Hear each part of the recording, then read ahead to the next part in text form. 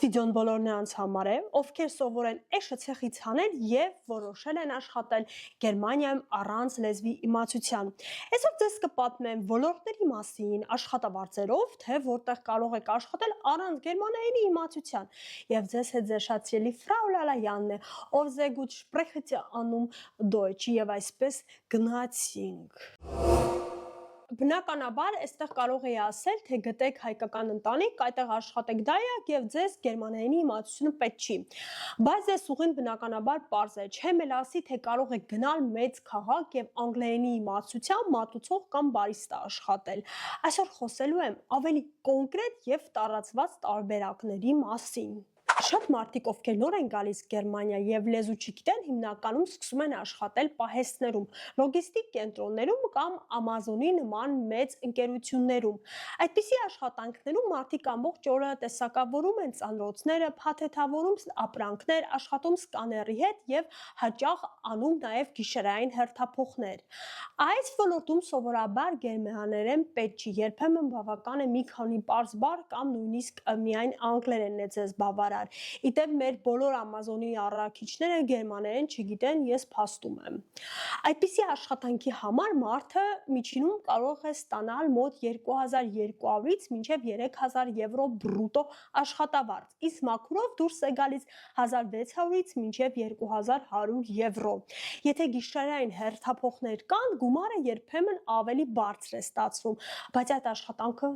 ֆիզիկապես շատ ծանր է եւ շատերը երկար ժամանակ այդտեղ չեն դիմանում։ Մյուս տարածված տարբերակը առաքման աշխատանքներն են՝ Lieferando, Wolt կամ Uber Eats։ Այստեղ մարդիկ ամբողջ օրը հեծանիվով կամ մեքենայով սնունդ են առաքում։ Ձեզնից քիչ գերմաներեն է պահանջում, որովհետև հիմնական շփումը հավելվածի միջոցով է տեղի ունենում։ Որոշ մարդիկ կարողանում են ամսական նույնիսկ 2500 եվրոից ավելի մաքուր գումար աշխատել, հատկապես մեծ քաղաքներում, բայց այստեղ կա եւս մյուս կողմը։ Անձրև, ցուր, ձմեռ, ֆիզիկական հոգնածություն, անկայուն պայմանագրեր եւ մեծ կախվածություն պատվերներից եւ թեյավճարներից։ Բացի այդ, շատ կանայք ու տղամարդիկ աշխատում են նաեւ մաքրության ոլորտում։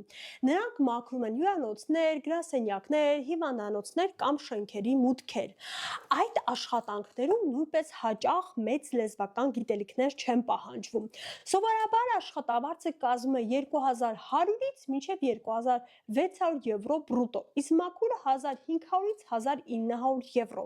Բայց հաճախ մարդիկ աշխատում են կեսդրույքով կամ շատ վաղ առավոտյան ժամից պետք է արդեն գործի տեղը լինեն։ Իդեպ Ստեղ մաքրության գործ են անում թե երիտասարդները, թե տարիքով մարդիկ եւ կապ չունի տղամարդես թե կին։ Հայաստանի պես չի, որ միայն կանայք են այդ գործով զբաղվում տարիքով մեծ։ Իդեպ Գերմանիայում դու չես կարող հայտարարության մեջ գրել, պահանջվում է մինչև 30 տարեկան բարետես արտաքինով կին մաքրուհի աշխատելու համար, դա օրենքի խախտում է եւ համարվում է դիսկրիմինացիա։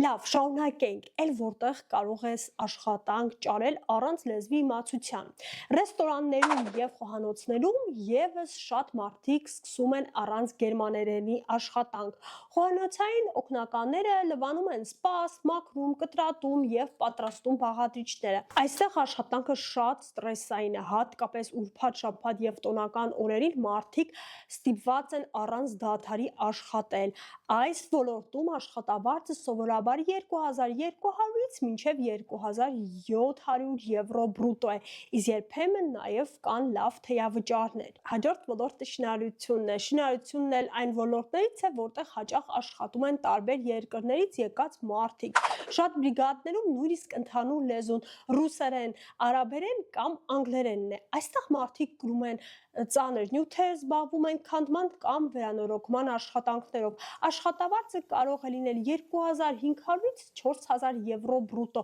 իսկ փորձ ունեցող մարդիկ բնականաբար ավելի շատ են ստանում։ Բայց այստեղ վտանգները նույնպես շատ են, վնասվածքներ, ցուրտ անձրև եւ ծանր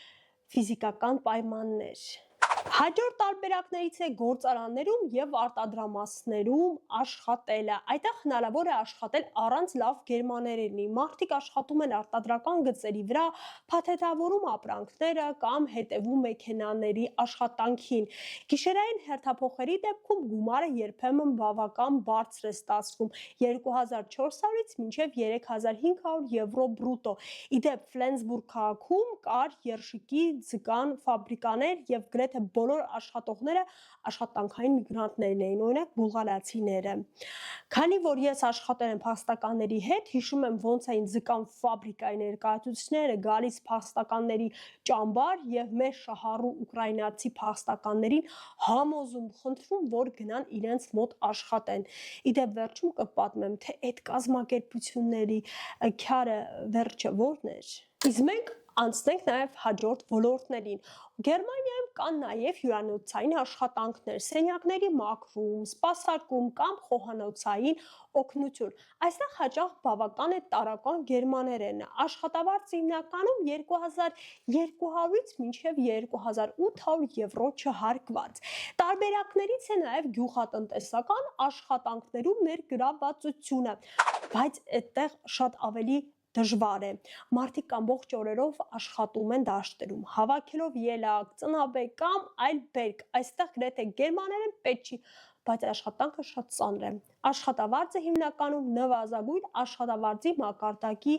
հավասար, մոտ 2000-ից մինչև 2500 եվրո առանց հարկմամբ։ Շատ մարդիկ նաև ապրում են բավականին վատ պայմաններում։ Իդեպ այս ոլորտում շատ են աշխատում միգրանտներ Լեհաստանից, սեզոնով գալիս են, հետո վերադառնում իրենց հայրենիք։ Իդեպ մինչև խոսեմ ընկերության շահի մասին, կարող եք այս վիդեոն լայքել եւ չմոռանաք նաեւ բաժանորդագրվել, որովհետեւ ստանում եք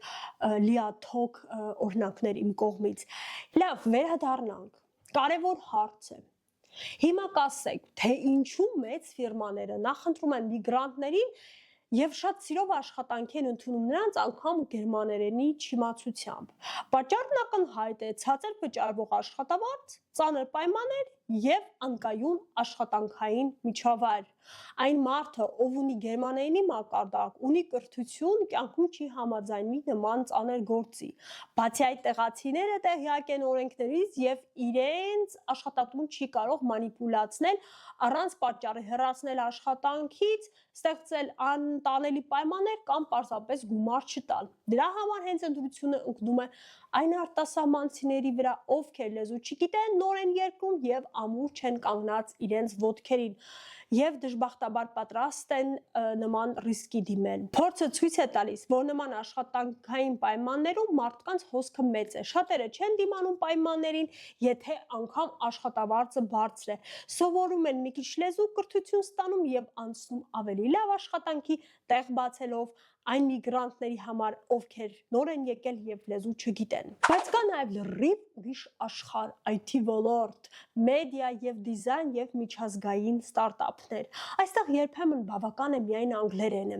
Ծրագրավորողները, դիզայներները կամ մարքեթինգի մասնագետները կարող են ստանալ 3500-ից մինչև նույնիսկ 8000 եվրո բրուտո աշխատավարձ։ Սակայն այստեղ արդեն պետք են շատ ուժեղ գիտելիքներ եւ մեծ մրցակցությանը դիմանալու կարողություն եւ համբերություն։ Կարճ ասած, Գերմանիայում առանց գերմաներենի հնարավոր է գոյատևել, բայց շատ դժվար է լիարժեք կյանք կառուցել։ Լեզուն միայն աշխատանքի համար չէ, առանց լեզվի դժվար է տուն գտնել, հասկանալ պայմանագրերը, խոսել բժշկի հետ, շփվել պետական կառույցների հետ, իմ նման շատ սիրով կռվել եւ բողոքներ գրել պետական կառույցների վրա, առաջ գնալ կարիերայում կամ պարզապես քեզ գալ այլ հասարակության լիարժեք անդամ։ Դուք էլ կոմենտներում գրեք, թե կհամաձայնեք այդ գործերին եւ ինչ եք կարծում։ Վերջը կարելի է առանց գերմաներենի Գերմանիայում ցեխը ջրիցը, էշը ցեխը ջրիցը հանել, ցեխը ջրիցը, էշը ցեխից հանել։